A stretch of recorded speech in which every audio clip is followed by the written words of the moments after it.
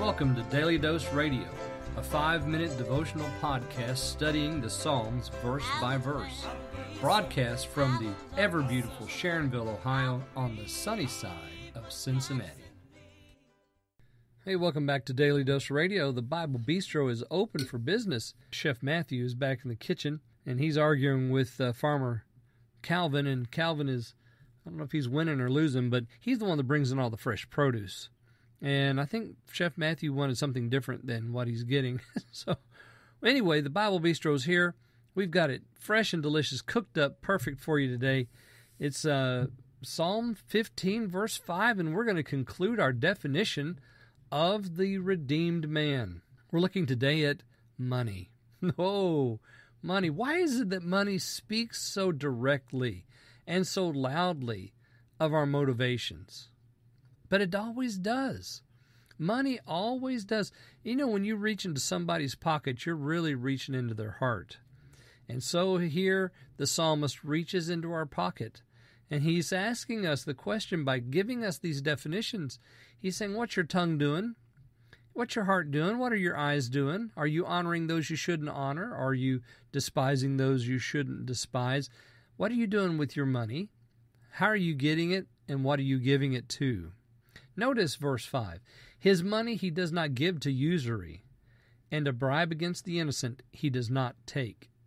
And he who does these things shall not be moved forever. His money he does not give to usury. So here's the money going out. What are you doing with your money? Well, for the redeemed man, he doesn't add interest to it. So that is, when he gives, he just gives. There are no strings attached. If you go to the redeemed man and you say, hey, I'm in trouble and I need $10, he gives you $10. And he doesn't say, okay, well, you owe me 15 next week. See, that's usury. That's putting an interest to it or some sort of a charge so that you can make money on the money. Well, there's nothing like that in the heart of the redeemed man. So what he does with his money is wonderful. He just gives it. He gives it. He swears it. He gives it. And he pledges to help. And that's what it's all about. With the money going out, now what about money coming in? Look at this last 12th characteristic here of the redeemed man. And a bribe against the innocent he does not take. So here's the money coming in. Well, what does that look like? Well, it's honest. He's not taking a dishonest gain. You see, the money taken from a bribe, that's not honest gain. That's dishonest. So the redeemed man's not doing that, and that goes along with his character. He's walking in perfection. He's doing righteousness. He's speaking truth in his heart. If those three things are true at the beginning, they have to still be true at the end.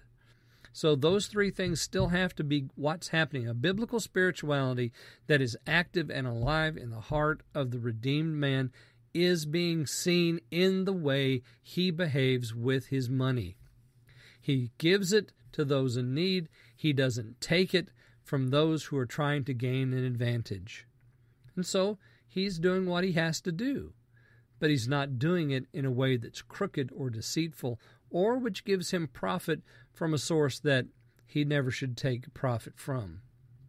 And then notice the last statement. Now, in my translation, I have separated these last two lines out so that they stand in contrast to the end of the last statement there in the 5th verse. A bribe against the innocent he does not take. Here's the very last statement in Psalm 15. He who does these things shall not be moved forever. So you go back up through the list. 12 things here.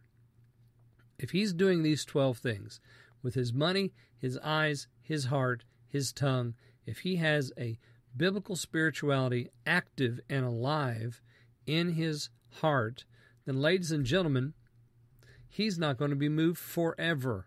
So the forever there tells us that he's dwelling in the tabernacle and he's walking in the holy mount, because only a forever statement could class us into that place where we can't go ourselves.